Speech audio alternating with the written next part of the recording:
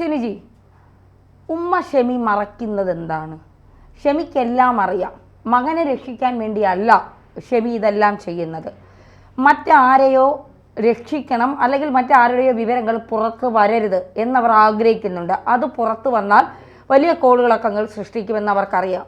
അപ്പോൾ ഈ കൂട്ടക്കൊലപാതകം ഷെമിയുടെ അറിവോടുകൂടിയാണ് എന്ന് നമ്മൾ ധരിച്ചാൽ അതിൽ തെറ്റ് പറയാൻ കഴിയുമോ? ഇപ്പോൾ വെഞ്ഞാറമൂട് അഫാൻ നടത്തിയ ഈ കൂട്ടക്കൊലപാതകത്തിൻ്റെ ചുരുൾ ഇത്രയും ദിവസമായിട്ടും അഴിയുന്നില്ല എന്ന് പറയുമ്പോൾ കേരളീയ സമൂഹം ഒന്നാകെ ആ കുറ്റകൃത്യവുമായി ബന്ധപ്പെട്ട കാര്യങ്ങളിലേക്ക് ഉറ്റുനോക്കുകയാണ്. ഇപ്പോൾ അബ്ദുൾ റഹീം അല്ലേ, ഇവൻ്റെ പിതാവ് കഴിഞ്ഞ ദിവസം വിദേശത്ത് നിന്ന് വന്നു. ഏതാണ്ട് 7 വർഷങ്ങൾക്ക് ശേഷമാണ് അദ്ദേഹം നാട്ടിലേക്ക് വന്ന് ആ രംഗങ്ങളൊക്കെ കണ്ടാൽ നമുക്ക് സഹിക്കാൻ കഴിയില്ല. കാരണം അദ്ദേഹത്തിൻ്റെ രക്തബന്ധത്തിൽപ്പെട്ട ആളുകളല്ലേ, സ്വന്തം മകനൊക്കെ ഒരു 14 വയസ്സുള്ള കുട്ടിയെ ഈ അഫാൻ കൊലപ്പെടുത്തി. അപ്പോൾ നമ്മൾ കരുതിയത് ഇവൻ സിന്തറ്റിക് ഡ്രഗ് പോലെയുള്ള മാരകമായ ലഹരി വസ്തുക്കൾക്ക് അടിമയാണെന്നാണ്. പക്ഷേ പോലീസ് നടത്തിയ പരിശോധനയിൽ ഈ വ്യക്തമായൊരു കാര്യം, ഇവൻ 1-2 തവണ ലഹരി വസ്തുക്കൾ ഉപയോഗിച്ചിട്ടുള്ളൂ. അങ്ങനെ ഒരാൾക്ക് ഇത്തരത്തിലുള്ള ഹീനകൃത്യങ്ങൾ ചെയ്യാൻ ഒരിക്കലും കഴിയില്ല.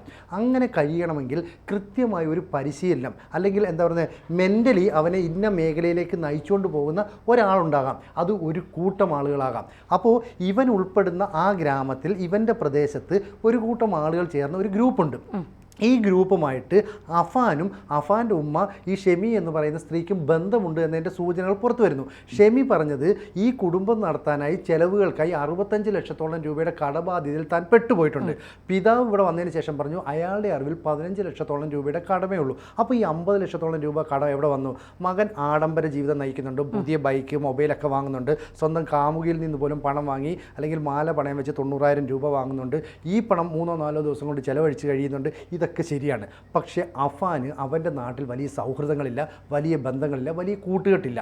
എന്നാൽ എല്ലാ ദിവസവും രാത്രി അഫാൻ ബൈക്കിൽ കൃത്യമായി എവിടേക്കോ സഞ്ചരിക്കാറുണ്ട്. അവൻ എവിടേക്കാണ് പോകുന്നത്? അങ്ങനെ സഞ്ചരിക്കണമെങ്കിൽ അഫാന് ഒരു വ്യക്തിയുമായോ ഒന്നിലധികം വ്യക്തികളുമായിട്ടോ ഒരു പ്രത്യേക തരത്തിലുള്ള കൂട്ടുകെട്ടുണ്ടായിരിക്കാം. ആ കൂട്ടുകെട്ട് എന്താണെന്ന് മനസ്സിലാക്കണം. മാത്രമല്ല 50 ലക്ഷം രൂപ കടബാധ്യത ഈ സ്ത്രീക്കുണ്ടെങ്കിൽ ആ കടത്തെക്കുറിച്ച് ചോദിച്ച് പണം നൽകിയവർ രംഗത്ത് വരണമായിരുന്നു. നിരവധി മീഡിയകൾ വന്നു, ഞങ്ങളാണ് പൈസ കൊടുത്തത്, ഞങ്ങൾ 1 ലക്ഷം കൊടുത്തു, 2 ലക്ഷം കൊടുത്തു, 50,000 കൊടുത്തു. ആരും രംഗത്തേക്ക് വരുന്നില്ല.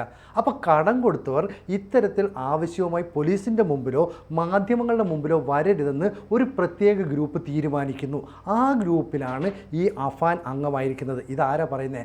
അവിടുത്തെ ചില സാമൂഹ്യ പ്രവർത്തകർ. എന്നാൽ ഈ ഗ്രൂപ്പ് ആരാണെന്നോ എന്താണെന്നോ വ്യക്തമാക്കാൻ അവർ തയ്യാറാകുന്നില്ല. ഒന്നുകിൽ ഭയം കൊണ്ടാകാം, അല്ലെങ്കിൽ കൃത്യമായ തെളിവില്ലാത്തതുകൊണ്ടാകാം. പക്ഷേ പോലീസിന് ഈ സൂചന കിട്ടിയാൽ അതേ പിടിച്ചുള്ള അന്വേഷണം മുന്നോട്ട് കൊണ്ടുപോകാമല്ലോ. നമുക്കറിയാം MEX7 എന്ന് പറയുന്ന ഒരു സംഘടന അറിയാലും മലബാർ കേന്ദ്രീകരിച്ച് പ്രവർത്തിച്ചിരുന്നു. അന്ന് അതിൽ CPM-ൻ്റെ ആൾക്കാരും മുസ്ലിം ലീഗിൻ്റെ ആൾക്കാരും ഒക്കെ ഉൾപ്പെട്ടപ്പോൾ ഇങ്ങനെ പറയുന്നത് തെറ്റാണ്, ഇത് വെറും എക്സൈസ് ഗ്രൂപ്പാണെന്ന് പറയുന്നു. പക്ഷേ അതിന് നേതൃത്വം നൽകിയതെല്ലാം തന്നെ നിരോധിക്കപ്പെട്ട പോപ്പുലർ ഫ്രണ്ട് എന്ന് പറയുന്ന സംഘടനയിൽപ്പെട്ട ആൾക്കാരാണ്. എന്ന് പറഞ്ഞാൽ ഒരു വാട്സാപ്പ് ഗ്രൂപ്പ് ഉണ്ടാക്കിയാൽ നിരോധിക്കപ്പെട്ട സംഘടനയിൽ പ്രവർത്തിച്ചവർക്കെല്ലാം തന്നെ പെട്ടെന്ന് ഒന്നിച്ചു കൂടാൻ പറ്റും. ഒരു നിർദ്ദേശത്തിൻ്റെ അടിസ്ഥാനത്തിൽ അവർക്ക് വളരെ പെട്ടെന്ന് എത്താൻ പറ്റും. ഏതാനും ദിവസങ്ങൾക്ക് മുമ്പ് കൊല്ലത്ത് പോപ്പുലർ ഫ്രണ്ട് ഒരു പ്രകടനം നടത്തി. പോപ്പുലർ ഫ്രണ്ട് അല്ല, ക്ഷമിക്കണം, അവരുമായി ബന്ധപ്പെട്ട രാഷ്ട്രീയ പാർട്ടി SDP. ആ പാർട്ടി നടത്തിയ പ്രകടനത്തിൽ പർദ്ദയിട്ട സ്ത്രീകൾ, ചെറിയ കുട്ടികൾ, പ്രായമായ പുരുഷന്മാർ അടക്കം വലിയൊരു സംഘമെത്തി. എന്ന് പറഞ്ഞാൽ ഒരു ഫോൺ കോളിനപ്പുറത്തേക്ക് വന്നു കൂടാൻ കഴിയുന്ന ഒരുപാട് ആൾക്കാർ ഇന്നും കേരളീയ സമൂഹത്തിലുണ്ട്. അപ്പം അഫാനെ രക്ഷപ്പെടുത്തുന്ന, അഫാനെ പ്രൊട്ടക്റ്റ് ചെയ്യുന്ന ഒരു ഗ്രൂപ്പ് അവിടെ നിലനിൽക്കുന്നു. ആ ഗ്രൂപ്പ് ആരാണ്? അപ്പോൾ ലഹരിക്ക് അടിമയല്ലാത്ത ഒരാൾക്ക് സ്വന്തം അനുജനെയും മാതാവിനെയും അല്ലെങ്കിൽ മുത്തശ്ശിയെയും ഒക്കെ ഇങ്ങനെ ക്രൂരമായി കൊല്ലാൻ കഴിയുമോ? ചുറ്റിക ഉപയോഗിച്ച് തലയ്ക്ക് മാരകമായി പരിക്കേൽപ്പിച്ച് തല പൊട്ടിച്ചിതറിയിട്ടാണ് പലരും മരിച്ചിരിക്കുന്നത്. ഇതിന് സമാനമായ സംഭവം ഉണ്ടായത് ആലപ്പുഴയിലെ രഞ്ജിത്ത് ശ്രീനിവാസൻ കൊലക്കേസാണ്.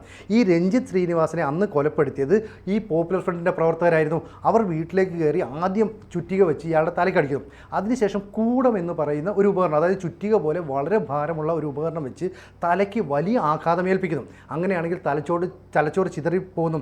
ഈ അന്വേഷണം NIA-യുടെ മുന്നിലേക്ക് എത്തിയതിനെ തുടർന്നാണ് പോപ്പുലർ ഫ്രണ്ട് എന്ന് പറയുന്ന സംഘടന പോലും നിരോധിക്കപ്പെട്ടത്.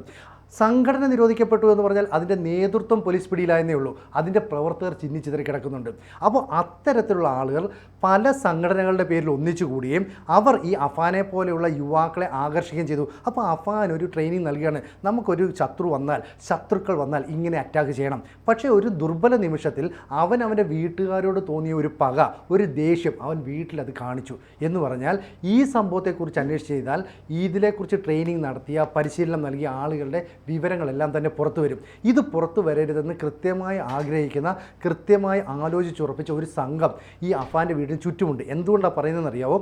ഈ സംഭവം ഉണ്ടായി നിരവധി മാധ്യമങ്ങൾ അവിടേക്ക് എത്തിയപ്പോൾ ആരും തന്നെ പരാതിയുമായി മാധ്യമങ്ങളുടെ മുമ്പിൽ വരുന്നില്ല. ഞങ്ങൾ അവന് പണം കൊടുത്തു, ഞങ്ങൾ ഇന്ന ചെയ്തു എന്ന് പറയുന്നില്ല. അവിടുത്തെ പ്രദേശവാസികൾ ഈ അഫാനെ പ്രൊട്ടക്റ്റ് ചെയ്യുന്നു. അവൻ പാവമാടാ, അവൻ അങ്ങനൊന്നും ചെയ്യുന്നവനല്ലടാ, അവൻ ഇന്നലെ മാത്രമാടാ ഇങ്ങനെ ചെയ്തേ, എന്തിനാണ് ഇങ്ങനെ ഒരു നരേറ്റീവ് സൃഷ്ടിക്കാൻ ശ്രമിക്കുന്നത്? മാത്രമല്ല ഈ പിതാവിനെ കൊണ്ട് കൂടുതലൊന്നും സംസാരിപ്പിക്കാതിരിക്കാൻ കൃത്യമായ നിർദ്ദേശം ആരൊക്കെയോ നൽകിയിട്ടുണ്ട്. ഷെമി എന്ന് പറയുന്ന മാതാവ് ഇപ്പോഴും പറയുന്നു താൻ കട്ടിലിൽ നിന്ന് തലയടിച്ച് താഴെ വീണതാണ്. മനസാക്ഷിയെ മരവിപ്പിക്കുന്ന കൊലപാതകങ്ങൾ നടത്തിയ മകനെ ഇപ്പോഴും ഈ സ്ത്രീ സംരക്ഷിക്കാൻ ശ്രമിക്കുന്നതിന് വലിയൊരു കാരണം ഉണ്ടാവില്ലേ? തീർച്ചയായിട്ടും ആ കാരണമാണ് കണ്ടെത്തേണ്ടത്.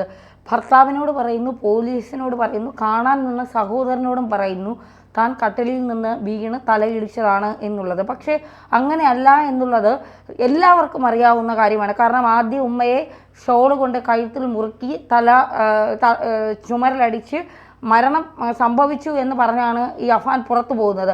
തിരിച്ചു വരുമ്പോൾ ഉമ്മ മരിച്ചിട്ടില്ല എന്നറിയുമ്പോൾ ചുറ്റിക കൊണ്ട് ഉമ്മയും വളരെ ക്രൂരമായി ഉപദ്രവിക്കുന്നു. പക്ഷെ അവർ മരിക്കുന്നില്ല എന്നാണ് പറയുന്നത്. ഇത് സത്യമാണോ? ഈ പറഞ്ഞതൊക്കെ ഇങ്ങനെ അഫാൻ്റെ മൊഴിയാണിത്, ദൃക്സാക്ഷികളില്ല, ഇതാരും കണ്ടിട്ടുമില്ല. അപ്പോൾ അതുകൊണ്ട് ഇതൊക്കെ അഫാൻ പറയുന്നതാണ്. നാളെ വേണമെങ്കിൽ മൊഴി മാറ്റി പറയുകയും ചെയ്യാം ഇയാൾക്ക്. ഞാനല്ല ഇത് ചെയ്തതെന്ന് പറഞ്ഞാൽ സാഹചര്യ തെളിവുകളുടെയൊക്കെ അടിസ്ഥാനത്തിൽ ഗ്രീഷ്മയൊക്കെ കുടുക്കിയതുപോലെ പല കടമ്പകളും പോലീസിന് കടക്കേണ്ടി വരും. പക്ഷെ അപ്പോഴും സിനിജി പറഞ്ഞ ഒരു പ്രധാനപ്പെട്ട കാര്യമാണ്, 50 ലക്ഷം രൂപ കടം വാങ്ങിയെങ്കിൽ ഈ കടക്കാരെവിടെ? അതൊരു പ്രധാനപ്പെട്ട ചോദ്യമല്ലേ? ഈ വാങ്ങിയ കടക്കാരൊക്കെ എന്തുകൊണ്ടാണ് മുന്നിലേക്ക് വരാത്തത്? ഞങ്ങളിൽ നിന്ന് ഇത്രയും തുക വാങ്ങിയിട്ടുണ്ട് എന്നവർ പറയാത്തത് എന്തുകൊണ്ടാണ്? ഈ വലിയൊരു കൂട്ടക്കൊല നടത്തിയത് കൊണ്ട് ഇനിയൊന്നും ചോദിക്കേണ്ട, ഞങ്ങളുടെ പണം അങ്ങ് പോകണമെങ്കിൽ പോട്ടെ എന്നാണോ ഇവർ വിചാരിച്ചു വെച്ചിരിക്കുന്നത്? അല്ലെങ്കിൽ ഈ ആളുകളിൽ നിന്ന് തന്നെയാണോ പണം വാങ്ങിയത്? അല്ലെങ്കിൽ പ്രത്യേക ഈ തീവ്രവാദ പരിശീലനമുള്ള വല്ല സംഘടനകളിൽ നിന്നാണോ പണം വാങ്ങിയത് എന്നുള്ള വിവരമാണ് പുറത്തു വരേണ്ടത്. പോലീസും എന്തൊക്കെയോ മറയ്ക്കാൻ ശ്രമിക്കുന്നുണ്ട്. അത് കുറ്റവാളിയെ രക്ഷപ്പെടുത്താനായിരിക്കില്ല. ഇത്തരം കാര്യങ്ങൾ പുറത്തു വന്നാൽ അത് സമൂഹത്തിൽ വലിയ ഭയപ്പാടുണ്ടാക്കും എന്നുള്ള ഒരു ധാരണ പോലീസിനും ഉണ്ടാകാം. അതുകൊണ്ട് അവർ രഹസ്യമായ അന്വേഷണത്തിലായിരിക്കുക ചിലപ്പോൾ ഇതൊക്കെ ചെയ്യുന്നത്. എന്തായാലും പിതാവിനൊന്നും അറിയില്ല. പിതാവ് വന്നതിന് ശേഷമാണ് കള്ളങ്ങളൊക്കെ പൊളിഞ്ഞത് എന്നുള്ളതാണ്. കാരണം 65 ലക്ഷം രൂപ ഒറ്റയടിക്ക് 15 ലക്ഷമായി മാറി. പിതാവ് പറയുന്നു തനിക്കറിയില്ല മകനും ഭാര്യയ്ക്കും ഇത്രയും കടമുള്ളത്. അപ്പം പിതാവ് അറിയാതെ അമ്മയും മകനും ആരിൽ നിന്നാണ് കടം വാങ്ങിയത്, എന്തിനാണ് കടം വാങ്ങിയത്? ഈ ഫർസാനയിൽ നിന്ന് മാലയും വാങ്ങി പണയം വെച്ചെന്ന് പറയുന്നത്. പക്ഷേ ഫർസാനയുടെ കയ്യിൽ ഒരു ബ്രേസ്ലെറ്റ് ഉണ്ടായിരുന്നു, അത് ഇയാൾ എടുത്തിട്ടില്ല. മരിച്ചു കിടക്കുമ്പോൾ പോലും ഇയാൾ അത് എടുത്തിട്ടില്ല.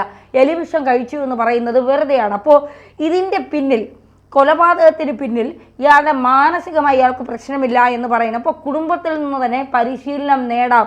മറ്റാരെയും താൻ പഠിച്ച കാര്യങ്ങൾ പരിശീലിപ്പിക്കാൻ കിട്ടാത്തത് കൊണ്ട് കുടുംബത്തിലുള്ളവരെ തന്നെ ഉപയോഗിച്ചതാണോ ഇയാൾ പഠിച്ച കാര്യങ്ങൾ പരിശീലിക്കാനായി എന്നുള്ളൊരു ചോദ്യം. അതാണ് പ്രധാനപ്പെട്ട തന്നെ, പഠിച്ച കാര്യങ്ങൾ പരിശീലിക്കുക എന്ന് പറഞ്ഞാൽ ഇവന് ഒരു സുപ്രഭാതത്തിൽ അല്ലെ ഒരു പ്രത്യേക നിമിഷത്തിൽ അവൻ്റെ കുടുംബത്തോട് തോന്നിയ ഒരു വൈരാഗ്യം, അപ്പോൾ അവൻ പഠിച്ച അല്ലെ അവൻ മറ്റെവിടെയോ പ്രയോഗിക്കാനായിട്ട് പരിശീലിച്ചുകൊണ്ടിരുന്ന ഒരു കാര്യം കുടുംബത്തിന് നേരെ പ്രയോഗിക്കുന്നു. ഒരിക്കലും സ്വന്തം അനുജനെ, കൂടപ്പിറപ്പിനെ ഇത്ര ക്രൂരമായി കൊല ചെയ്യാൻ ഒരു മനുഷ്യന് സാധിക്കില്ല. മാത്രമല്ല അവൻ്റെ കൂടെ നാളെ ഒരുമിച്ച് ജീവിക്കുമെന്ന് കരുതിയ ഒരു പെൺകുട്ടി, ആ സ്ത്രീയെയും ഇത്ര ക്രൂരമായി കൊലപ്പെടുത്താൻ കഴിയുന്നില്ല.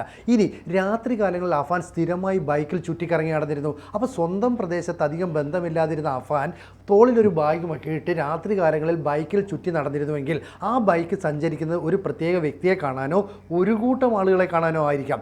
അവർ അവനെ മസ്തിഷ്ക എന്താ പറയുക, നമ്മളെ ബുദ്ധിയൊക്കെ അവനെ അബ്സോർബ് ചെയ്ത് അവങ്ങളുടെ കൂട്ടത്തിൽ നിർത്താനുള്ള ഒരു പ്രേരണ നൽകിയിട്ടുണ്ട്, ശാരീരികമായ പരിശീലനം നൽകിയിട്ടുണ്ട്.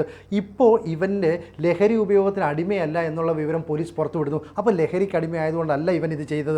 ഇവൻ്റെ മനസ്സിൽ വിരോധമുണ്ട്. അപ്പോൾ ഒരു മനുഷ്യന് വിരോധം തോന്നിയാൽ, പക തോന്നിയാൽ അത് എങ്ങനെ തീർക്കണം, അത് എങ്ങനെയാണ് ഒറ്റയടിക്ക് ഒരാളെ കൊല്ലേണ്ടത് എന്നത് സംബന്ധിച്ചുള്ള ചില പരിശീലനങ്ങൾ, ചില സൂചനകൾ ആരൊക്കെയോ നൽകി. അപ്പോൾ ഇൻ്റർനെറ്റ് പരിധി ഇത്തരത്തിലുള്ള സൂചനകൾ ഇവൻ ശേഖരിച്ചു എന്നതിൻ്റെ വിവരം പോലീസ് നൽകുന്നുണ്ട്. പക്ഷേ മറ്റാരെങ്കിലും പറഞ്ഞു കൊടുക്കാതെ ഇത്തരം കാര്യങ്ങൾ ചെയ്യുമോ? അപ്പോൾ ഭാരമുള്ള വസ്തുക്കൾ കൊണ്ട് 10ഉം 20ഉം തവണ ഒരാളെ അടിച്ചു കൊലപ്പെടുത്തണമെങ്കിൽ അത്രയും പക ഉള്ളിലേക്ക് ഇഞ്ചക്ട് ചെയ്യപ്പെടണം. അതാണ് ഇവിടെ ചെയ്തിരിക്കുന്നത്. അപ്പോൾ അഫാൻ്റെ പിതാവ് പറഞ്ഞ പല കാര്യങ്ങളും അഫാൻ്റെ ഉമ്മ, അതായത് ഷെമി പറഞ്ഞ കാര്യങ്ങളുമായി പൊരുത്തപ്പെടാത്തതാണ്.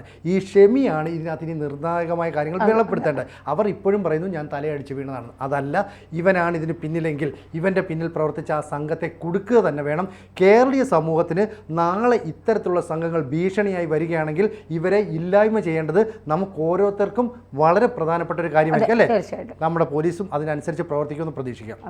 കൂടുതൽ വാർത്തകളും വിശേഷങ്ങളും നിങ്ങളിലേക്ക് എത്താൻ ABC മലയാളം സബ്സ്ക്രൈബ് ചെയ്യുക, ബെൽ ബട്ടണും അമർത്തുക.